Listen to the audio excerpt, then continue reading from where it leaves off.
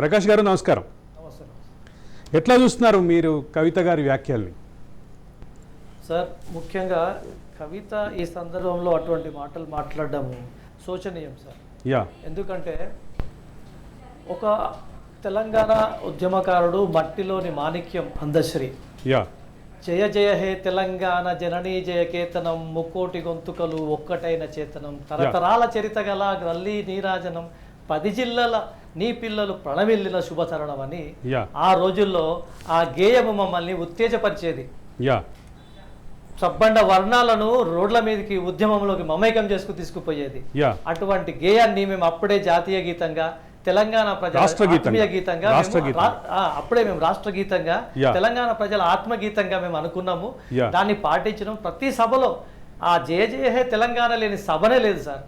అటువంటి గీతాన్ని వాళ్ళు చాలా చులకన చేసి, కేసీఆర్ అతని యొక్క గర్వము, అదొక ఒక ఒక నవాబితనము, నవాబుగిరి, అతను ఏం చేసినా నేనే చేయాలి, ఆఖరికి రాష్ట్రీయ గీతాన్ని కూడా నేనే రాయాలి, నేను రాసి దాన్ని ప్రాచుర్యంలో పెడతానని దాన్ని ఆపిపెట్టింది సార్. అంతకుమించి దాంట్లో ఇంకేం లేదు. ఈ విధంగా దుర్మార్గమైన మాటలు మాట్లాడడం చాలా శోచనీయం సార్.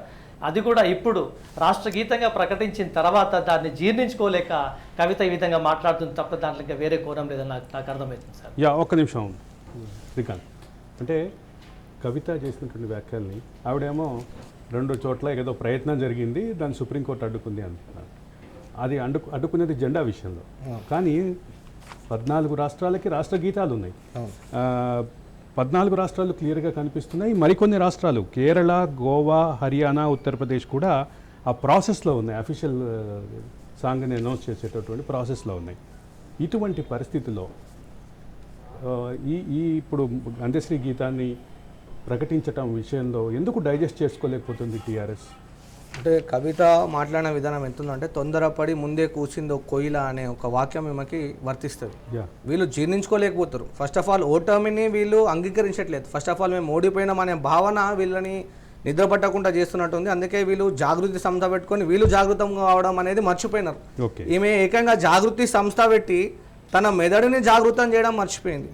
ఒకవైపు తెలంగాణ సమాజాన్ని లిక్కర్ మాఫియాగా మార్చినటువంటి ఘనత ఈమెకే చెందుతుంది.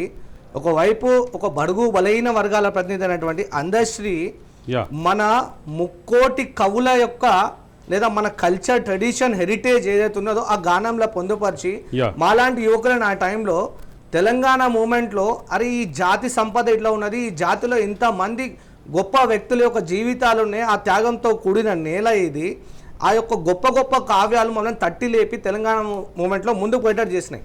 కానీ తెలంగాణ వచ్చిన తర్వాత వీళ్ళ నాన్న ఏదైతే ఫ్యాసిస్ట్ ప్రభుత్వాన్ని నడపాలనే ఆలోచనతో ఉన్న వాళ్ళు వీళ్ళంతా కూడా ఈరోజు బలిచిన మాటలే తప్ప ఇంకేం అనిపించదు. మనం ఇంతకుముందు వీడియో ప్లే చేస్తే ఆమె మాట్లాడిన మాటలు ఏమున్నాయంటే, తెలంగాణ సమాజానికి మంచి చేయాలో కేసీఆర్కి ఒక్కరికే తెలుస్తానంటే చేస్తారు. అంటే కేసీఆర్ అని అంటాడు ఒక అంబేద్కరా, కేసీఆర్ అంటాడు ఒక రాజ్యాంగమా? కేసీఆర్ రాజ్యాంగం వద్దన్నాడు, తన ఒక సొంత రాజ్యాంగాన్ని వాళ్ళు సృష్టించుకొని ఫ్యాసిజం చూపిస్తూ ఉన్నారు. అంటే కేసీఆర్ తెలంగాణ ప్రజలకు మంచి చేయాలని చెప్పాలనేది కేసీఆర్ నిర్ణయిస్తాడా? మీ అయ్యర్ నిర్ణయిస్తాడా? అంటే మేమందరం తెలంగాణలో ఉన్నటువంటి కవులు, కళాకారులు, సబ్బండ వర్గాలు ఇవన్నీ కూడా నిర్ణయించే హక్కు లేదా? ఈరోజు ఈ యొక్క తెలంగాణ ఏదైతే జయ జయ హే తెలంగాణ అనేటువంటి ఈ యొక్క గానాన్ని మనం రాష్ట్రగీతం చేస్తే తప్పేమున్నది? ఉమ్మడి ఆంధ్రప్రదేశ్ ఉన్నప్పుడు మా తెలుగు తల్లికి మల్లెపూ దండ అన్నప్పుడు ఈ రాజ్యాంగం గుర్తుకు రాలేదా? అంటే ఆమె అంటున్నది రాజ్యాంగంలో లేదు, పెట్టాలని రూల్ ఉందని. మళ్ళీ రాజ్యాంగంలో కూడా పెట్టొద్దని రూల్ అయితే లేదు కదా. పెడతాం, మా ఇష్టం, స్వరాష్ట్రం సోపానంతో మమ్మల్ని జాగృతం చేసినటువంటి పాటని మేము తప్పకుండా పెట్టుకుంటాం. మా తల్లిని నిత్యం గద్దర్ రాసిన పాట, అందశ్రీ రాసిన పాట, ఈ రెండు లేకుండా తెలంగాణ ఉద్యమంలో ఏ కార్యక్రమం జరిగేది కాదు.